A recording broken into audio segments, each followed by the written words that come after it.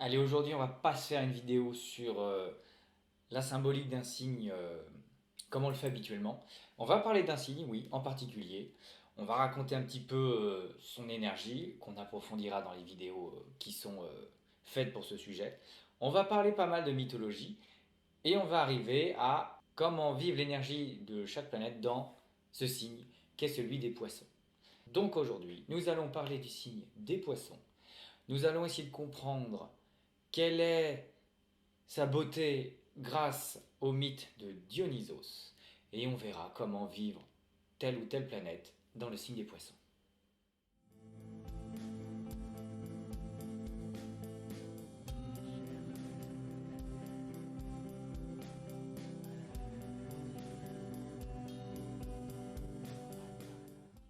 Donc deux choses importantes à retenir sur le signe des poissons. Ce sont les poissons, pas le poisson, ce sont les poissons au pluriel. Il y en a deux. Dans la symbolique, nous avons un poisson qui part vers la gauche, vers le passé, et l'autre qui part vers la droite, vers le futur. Les deux sont reliés chacun par la queue, par un cordon ombilical. Notion donc assez maternelle. Un poisson qui veut aller en avant et l'autre qui regarde en arrière. Poisson, signe qui va clôturer l'hiver. Poisson, un signe d'eau. Un signe donc qui va se rapporter à la mémoire, à la nostalgie et à l'émotionnel. Rappelons pourquoi l'eau se rapporte à l'émotion, parce que si vous regardez un lac et que vous balancez un caillou dedans, le caillou va créer des remous et nos émotions sont la même chose. Une image peut nous remuer comme un mot peut nous remuer, comme un propos peut nous remuer. C'est ça l'énergie des signes d'eau. Et les signes d'eau, donc que ce soit le crabe ou le scorpion ou les poissons, ce sont des animaux qui étaient là il y a des millions d'années et qui sont encore présents par les fossiles. D'où la notion de mémoire, d'où la notion familiale qui se rapporte avec les signes d'eau. Les signes d'eau ont le monopole de la nostalgie et donc de l'autodestruction, parce que quand on regarde dans le passé, on ne peut pas regarder l'avenir, évidemment. Donc on ne vit pas le moment présent comme il devrait être vécu. Alors, chaque signe est autodestructeur évidemment, mais chaque signe d'eau peut pousser le concept un peu loin. Le signe des poissons se rapporte à l'alcoolisme. Il maîtrise également toutes les drogues. Il va être dans une notion d'excès qui est due à Jupiter, qui est la planète qui le représente. Mais une divinité va nous intéresser. Le signe des poissons a une pureté qui, quand on la comprend, nous permet de saisir pourquoi cette énergie est assez confuse. Donc gouverné par Jupiter, Zeus, gouverné par Neptune, Poséidon, il y a une autre divinité qui peut se raccrocher au signe des poissons, puisque dans sa confusion, l'énergie poisson peut vite rentrer dans l'univers des paradis artificiels. Qui sur l'Olympe maîtrise mieux ça que Dionysos?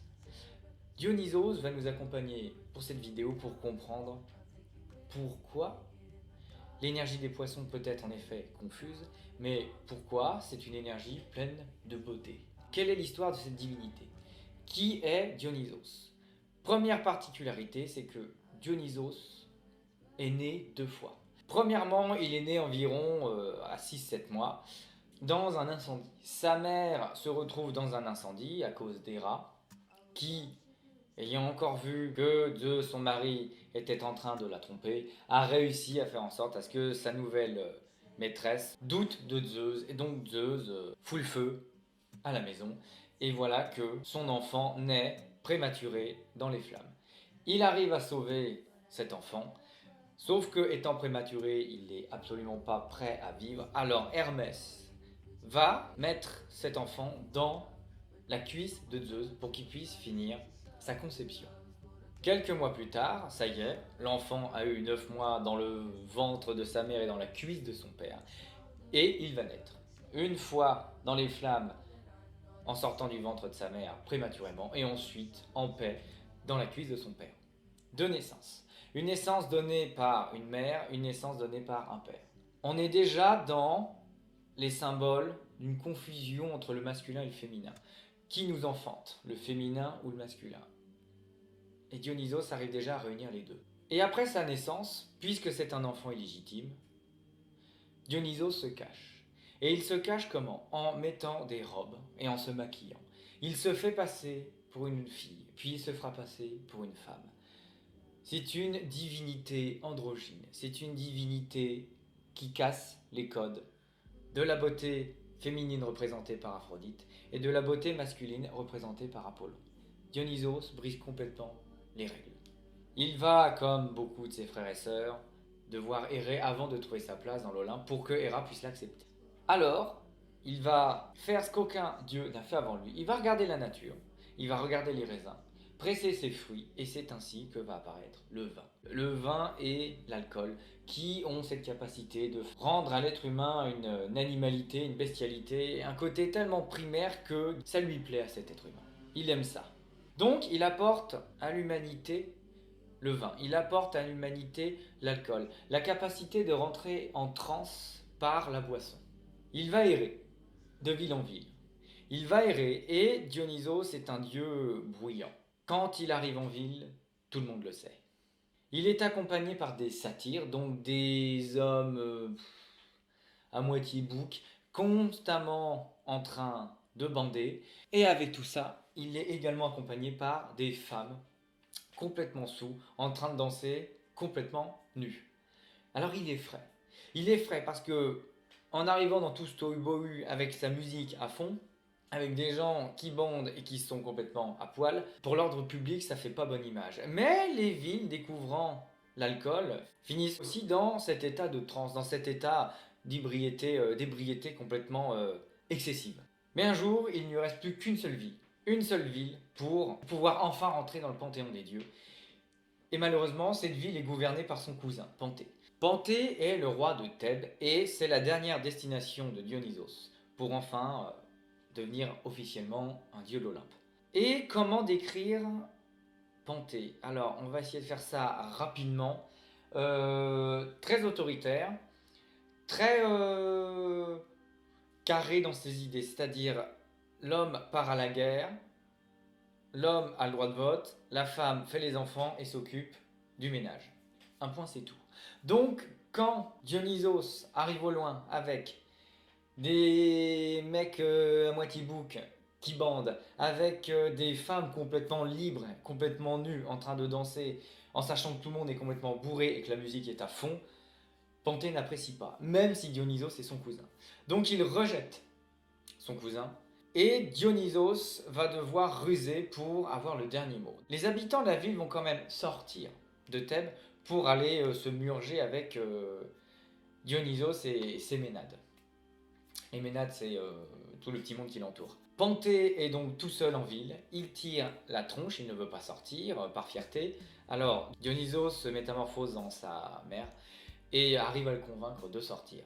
Mais pour sortir de la ville, il doit se faire passer pour une habitante de la ville. Il doit se faire passer pour une femme. Panthée sort, commence à être saoul. Il est donc costumé en femme, ivre au milieu de ce monde, au milieu de cette musique, et il commence à aimer ça. Mais v'là-t-il pas que sa propre mère et toutes les femmes de Thèbes le reconnaissent. Elles reconnaissent le roi qui leur interdit de sortir et qui les oblige à rester dans la cuisine. Elles sont complètement ivres, elles sont en transe, elles découvrent une joie qu'elles ne connaissaient pas. Alors qu'est-ce qu'elles font? Elles se vengent, elles se ruent sur lui, le démembrent vivant, et c'est sa propre mère qui va lui arracher la tête à main nue. Voilà comment va finir Panthée. Panthée, un personnage carré, un personnage autoritaire, un personnage patriarcal qui va mal finir, qui va finir dans un univers chaotique, dans un univers qu'il tentait de maîtriser. Et j'insiste là-dessus, qu'il tentait de maîtriser. Parce que Panthée incarne la maîtrise. Panthée incarne la peur du chaos. Panthée incarne la rigueur à l'excès. Panthée incarne le contrôle.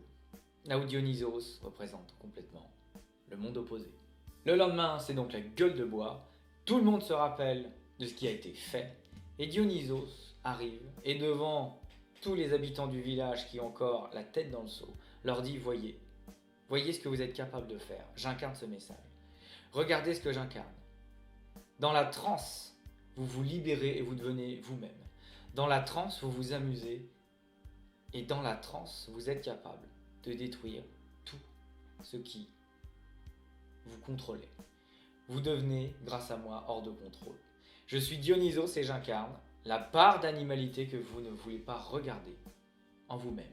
Et c'est vrai que Dionysos, avec l'alcool, représente ce message. On a tous connu des gens assez fermés et finalement on leur fait boire un coup et ils deviennent hyper extravertis. Ou des gens très joyeux qui finalement se mettent à pleurer ou à rentrer dans une haine profonde avec deux verres.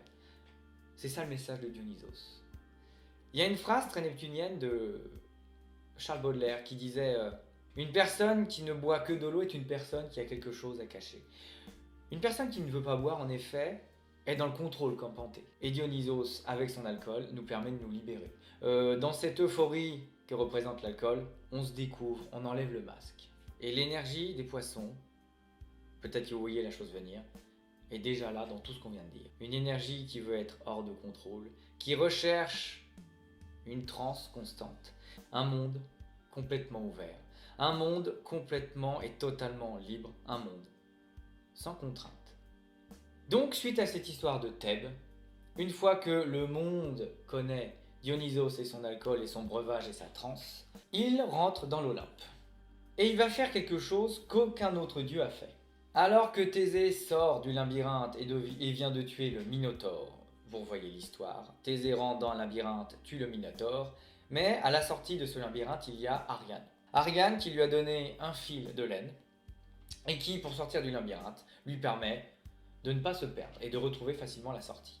Et Thésée, rentrant chez lui avec Ariane, l'abandonne, et c'est Athéna qui va amener Dionysos face à cette femme abandonnée. Dionysos tombe amoureux de cette mortelle, et Dionysos fait un truc que personne n'a fait, donc il va pas lui faire un enfant et la laisser comme ça à la dérive. Il va l'aimer, il va l'épouser, et par ce geste, faire d'une femme mortelle une déesse. Il va lui ouvrir la voie de l'Olympe et donc de l'immortalité, ce que personne n'avait fait, et évidemment, ça fait jaser un petit peu l'Olympe. Pourquoi Dionysos dérange? Dionysos, avec son breuvage qu'est le vin, permet à l'humain d'entrer en transe et de perdre les pédales, et de lâcher les règles, et de perdre contrôle. Ne représentant pas l'archétype du masculin et du féminin, n'étant ni viril ni efféminé, étant les deux à la fois. Il respecte aussi bien, n'incarnant ni l'un ni l'autre, le féminin que le masculin. Dionysos est une divinité qui fait rentrer une femme mortelle et en fait une déesse. Dionysos est la divinité qui a compris ce qu'était le féminin et le masculin. Apollon, représentant la beauté masculine, va être malheureux en amour toute sa vie. Qu'il aime un homme ou une femme, l'histoire finit toujours mal. Aphrodite, représentant la beauté féminine, ne vivra jamais un amour sain et passionnel. Un seul dieu va vivre ça, c'est Dionysos, qui pourtant est très loin des codes que les autres dieux incarnent. Étant dans son androgynie, étant dans le respect du féminin et du masculin, n'étant ni le symbole d'un homme viril ou d'une femme soumise et d'une femme au foyer, Dionysos est Dionysos, tout simplement. Et dans le respect de ce masculin et de ce féminin, il aime une mortelle et il en fait une déesse. C'est le dieu qui, dans sa vision de l'amour du masculin et du féminin, nous montre ce qu'est vraiment l'équilibre. C'est un dieu qui nous demande de regarder par la transe notre animalité et de ne pas dualiser. Et j'insiste là-dessus. Dionysos ne dualise en rien. Il ne dualise pas l'homme, la femme. Il ne dualise pas l'ordre et le chaos. Il ne dualise pas le féminin du masculin. Il ne dualise pas le mortel et l'immortel. Et c'est dans tout ce qui pourrait être chaotique que Dionysos est le seul dieu épanoui de l'Olympe, finalement. Et bien c'est exactement ça que vient représenter le poisson. C'est grâce à cette énergie pleine de chaos que le poisson essaie de ne pas dualiser. Là où c'est un signe qui dualise, puisqu'il regarde le passé et qu'il essaie de regarder l'avenir. Mais dans un monde où tout est relié comme Dionysos nous l'apprend, on ne peut pas dualiser. Un autre symbole, c'est que chaque dieu a un archétype, donc Apollon c'est les lauriers par exemple, et c'est le lierre qui représente Dionysos avec la pampre de raisin. Regardez bien la chose, nous avons un dieu solaire, Apollon, qui a une couronne de laurier, qu'il remet à un humain qui a su se distinguer en étant lui-même et solaire. Dionysos, Une fois par an, les habitants sortaient de la ville, donc je dis bien sortaient de la ville, pour aller dans la nature. On se murgeait, ça finissait en orgie, et on mettait des couronnes de lierre. Apollon, une fois que l'individu s'est distingué, offre une couronne de laurier. Dionysos fait sortir les citoyens de la ville et offre à tout le monde la même couronne. Lierre, écoutez le langage des oiseaux, c'est lié. C'est même relié en verlan. Le lierre relie, là où le laurier distingue. Dionysos veut tout relier. Et effectivement, là où il y a des barrières, l'alcool nous permet d'ouvrir ces barrières. On raconte notre vie au premier inconnu qui est lui aussi peut-être ivre. Et en plus, ça ouvre les portes d'une sexualité. Ça enlève les peurs. Les histoires d'adultère sont plus fréquentes lorsqu'il y a alcool dans le sang. Parce que l'alcool relie. Parce que Dionysos veut relier et veut casser les règles et les codes et les contraintes. Le poisson veut, comme le lierre et comme Dionysos, relier. Il veut tout relier. Donc un univers comme le nôtre qui est carré, administratif, qui demande à être ponctuel, qui demande à placer des mots pour nous décrire nous-mêmes, n'est pas un monde qui convient aux poissons, qui cherche à lier et à relier tout. Un monde qui dualise tout le temps le bien, le mal, Dieu, le diable, l'homme, la femme, l'Occident de l'Orient, le riche du pauvre, ne peut pas convenir à un univers poisson, qui ne veut que relier, et qui sait et qui sent qu'au fond de lui, tout est lié. Dionysos ressent. Dionysos n'est pas homme, n'est pas femme, il n'est pas Dieu, il n'est pas humain. Dionysos est déjà avant l'heure dans le ressenti de ce qu'il veut être. Il ne veut pas être un homme, il ne veut pas être une femme, il est les deux. Dionysos, oui, veut être immortel, mais il se remarie avec une mortelle finalement. Et c'est par ces gestes qu'il comprend la profondeur de la vie qui est que tout est relié. Et c'est pour ça qu'il cherche, par l'alcool et par l'orgie, à relier toute la vie.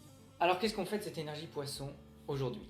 L'être humain s'est tellement perdu, il a tellement tout dualisé que on ne regarde plus le féminin et le masculin. On les a tellement dissociés les uns les autres qu'on a créé un masculin malade qui porte le nom de virilité, qu'on a créé un féminin malade qu'on a appelé la dévotion. Et finalement, on n'a même plus la capacité de regarder le féminin sacré tel qu'il est, en regardant simplement la terre sur laquelle on vit, la nature. On ne regarde même plus le masculin sacré tel qu'il est en regardant le soleil qui donne sa gravité, qui donne un cycle à tout ça. On ne regarde plus les archétypes féminins et masculins sacrés que sont la lune, la terre, le soleil. On ne regarde même plus le féminin et le masculin sacré que nous avons en nous-mêmes. À un tel point qu'on est obligé de créer des termes politiques comme écologie, comme féminisme, comme LGBT, comme des lois de protection des animaux ou des enfants. Voilà où nous en sommes. Parce qu'on a tellement dualisé, on a tellement créé des stéréotypes autour du féminin et du masculin qu'on ne sait même plus ce que ça veut dire. Donc c'est pas étonnant aujourd'hui de voir des mouvements, des communautés arriver pour remettre en question un masculin et un féminin malade. Et Dionysos, une divinité qui était priée il y a 7000 ans, avait déjà compris ce secret. Le poisson demande donc à ressentir. Peut-être que je ne suis pas un homme, peut-être que je ne suis pas une femme, peut-être que je ne suis pas riche, peut-être que je ne suis pas pauvre, peut-être que ça va plus loin que tout ça, peut-être que je n'ai rien à faire dans cette entreprise, peut-être que l'entreprise elle-même ne me convient pas, peut-être que ce monde ne me convient pas, mais je vis dedans, alors qu'est-ce que je fais? Et la confusion commence. Un univers plein de confusion. Alors qu'est-ce que je fais? Je ne ressens pas le monde, sauf quand je suis dans les paradis artificiels et je n'ose plus revenir dans un monde réel. Je ne veux qu'une chose, relier mon féminin à mon masculin avec une autre personne par l'amour. Mais tant que je n'ai pas compris que je suis le féminin et le masculin, je suis dans une dévotion et je ne me trouve pas. Je m'oublie. Et voilà le gros défaut de cet univers. Je m'oublie. Je donne, je donne, je donne, je veux sauver. Je veux sauver parce que je ne peux pas me sauver moi-même. Parce que je n'ai pas à sauver les autres tant que je n'ai pas compris que tout est relié. Je relie mon masculin et mon féminin. Je relie ma part mortelle et immortelle. Et à partir de là, je comprends que tout est relié. Même la personne en face de moi, même l'arbre en face de moi, même le chat en face de moi, même moi, même l'univers dans lequel je vis. L'énergie des poissons ne demande qu'une seule chose, ressentir qui nous sommes, ressentir nos émotions, parce que nos émotions nous rendent profondément humains, mais toutes les émotions sont personnelles. Personne ne réagit de la même façon pour le même événement, pour le même propos, pour les mêmes mots, pour le même film, pour le même livre. C'est ça la beauté du signe des poissons. Il y a juste à ressentir pour se retrouver. Ressentir vibratoirement la vie telle qu'elle est. Voilà le message des poissons. Ressentir la vie. Et si je ressens la vie, je ressens aussi bien mon féminin que mon masculin, que moi-même dans toute mon entièreté, que la personne en face. Je vais même comprendre pourquoi la personne est venue vivre dans ce monde, en face de moi, juste en la ressentant. Mais c'est une énergie qui fait peur que de tout ressentir, parce que l'énergie des poissons permet de ressentir tout, et ressentir tout pour une seule personne, c'est énorme. Donc c'est là que ça crée de la confusion aussi. Si je ressens tout ce que la personne en face de moi ressent, j'arrive plus à ressentir ce que je ressens moi-même, et ça crée une confusion. C'est dans cette hypersensibilité que l'énergie des poissons doit se retrouver dans sa justesse. Alors qu'est-ce qu'on fait? Chaque personne peut avoir une planète en poisson. Alors on y va. Soleil en poisson. Je brille. Si j'accepte de me trouver, je suis perçu comme une personne capable de comprendre et de ressentir qui je suis. La personne en face de moi va se dire « Ah, je suis déjà nu devant cette personne. » Parce que cette personne n'a pas besoin de me regarder, elle ne va pas regarder mes vêtements ou la couleur de mes cheveux, elle va ressentir ce que je suis. Et je peux devenir un guide pour ces personnes-là, puisque je les ressens déjà. Lune en poisson, j'ai du mal à me ressentir moi-même intérieurement, alors je panique. Alors, dans un désordre des plus absolus, je vais chercher en face ce que je n'arrive pas à trouver en moi-même. Je recherche l'amour, je recherche à relier le tout par une fusion, par une relation profonde. Mais je ne comprends pas encore que je suis moi-même mon féminin et mon masculin. Et tant que je n'ai pas compris ça, je me perds avec la personne d'en face. Vénus en poisson, je ressens corporellement toute la vie qui m'entoure. Je sens qu'il y a une intelligence partout. Je sens qu'il y a une logique partout où je vais, que ce soit dans la ville, dans la forêt ou dans mon entreprise. Il y a une logique qui nous entoure, une énergie tellurique, quelque chose de chtonien qui nous entoure. Et je ressens tout cela profondément. Et tant que je n'ai pas compris, je recherche cette sensation de logique dans la sexualité et l'orgasme. Mars en poisson, j'agis dans cette notion de sens, mais tant que je ne comprends pas que tout est relié, j'agis dans la dévotion. Je me dévoue parce qu'une fois encore, n'ayant pas compris que j'agis par le masculin et le féminin ensemble, je dualise et j'agis en essayant de soigner un féminin malade par mon masculin malade. Du coup, ça n'est pas encore équilibré. Mercure en poisson, j'ai une intelligence insoupçonnée et insoupçonnable du sens de la vie. J'ai une intelligence pour percevoir le sens profond de la vie qu'il y a dans la personne en face de moi. Problème, c'est qu'une fois encore intérieur-extérieur, je dualise, et tant que je n'ai pas compris, je ne sais pas quelle est mon intelligence à moi. Je ne sais pas pourquoi je suis venu m'incarner. Je ne sais même pas pourquoi j'ai un don, et je ne sais pas quoi en faire, puisque je regarde celui d'en face, mais pas le mien. Jupiter en poisson, je vis la vie dans un excès incommensurable et je recherche par la transe à retrouver ce qui nous relie tous. Donc c'est quoi? C'est la source de la vie. Il y en a qui vont dire que c'est Dieu. Il y a les Jedi qui disent que c'est la force. Et bah j'essaie de trouver ma place là-dedans. Et je vais essayer par la transe. Je suis susceptible de rentrer facilement dans le monde des paradis artificiels. Mais tant que je n'ai pas compris que c'est en ayant la foi, et que ce n'est pas par les paradis artificiels, mais par l'univers du temple, d'abord le temple, qu'il soit bouddhiste ou que ce soit une église, donc le temple extérieur, mais ensuite par le temple intérieur, que je vis cette foi-là. Jupiter en poisson est une quête de la foi. Saturne en poisson, tant que je ne maîtrise pas cette notion de tout est relié, cette notion de foi, cette notion de... Il y a une logique dans tout ça, dans tout ce qu'on appelle la vie. Je tente de contrôler. Je deviens Panthée là où je devrais devenir Dionysos. Je tente d'avoir le contrôle, je veux être à l'heure, j'ai peur de perdre le contrôle. Et un jour, quelque chose se produit et je suis fatigué d'avoir le contrôle sur tout. Saturne en Poisson, je dois devenir la foi même. Je dois devenir cette personne qui dit j'ai foi, je laisse aller. Je vais dans cette direction en ayant totalement conscience que je ne sais pas où je vais, mais je sais que quelque chose de bien est à prévoir. Uranus en Poisson. J'ai beaucoup d'idées, mais dans ma recherche de la quête du sens profond de la vie, je trouve que toutes les religions sont désuètes. Alors je cherche quelque chose d'autre. Et si une nouvelle religion était possible? Et si une nouvelle vision de l'alchimie existait? Et si une nouvelle vision du dieu, des déesses, des divinités pouvait se trouver? Uranus en Poisson, le féminin et le masculin sont partout. Et on n'a pas besoin d'écrire des livres pour les trouver. Neptune en Poisson, je ressens la douleur des autres. Je sens qu'il y a un lien, je sens qu'il y a une logique, mais celui qui pleure en face de moi me sort de mes émotions et je n'arrive pas à retrouver les miennes. Alors je rentre dans un excès de compassion, dans une dévotion une fois encore qui n'est pas juste pour moi. Alors, je relis tout. Et finalement, je deviens réunificateur. Je cherche à relier pour être bien moi-même avec les autres et faire en sorte à ce que les autres soient bien avec eux-mêmes et moi-même. Pluton en Poisson. Alors, à moins d'avoir 200 ans, personne n'a Pluton en Poisson, mais dans 15-20 ans, ça va commencer à apparaître. Pluton en Poisson. Il va falloir démonter absolument tout ce qu'on sait et tout ce qu'on conçoit de la vie, qu'elle soit matérielle ou immatérielle. Alors, une révolution va apparaître. Et si on avait tout faux depuis très longtemps?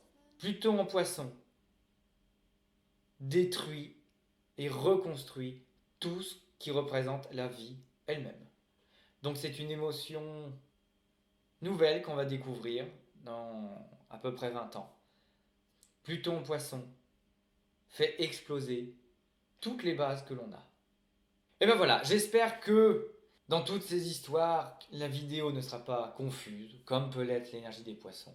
J'espère que ça vous a aidé, que si vous avez une planète en Poisson, cette vidéo pourra vous donner quand même un sens. N'hésitez pas à laisser un commentaire s'il y a un détail que vous n'avez pas compris ou que vous voulez approfondir. Je reste à l'écoute, il n'y a pas de souci. Donc j'espère sincèrement que ça vous a plu, que cette histoire de Dionysos, de cette divinité hors du commun, vous plaît maintenant autant qu'elle me plaît à moi, et que ça vous donnera un sens là où peut-être il n'y en a pas actuellement. Sur ce, je vous souhaite une agréable fin de journée et je vous dis à bientôt pour une nouvelle vidéo.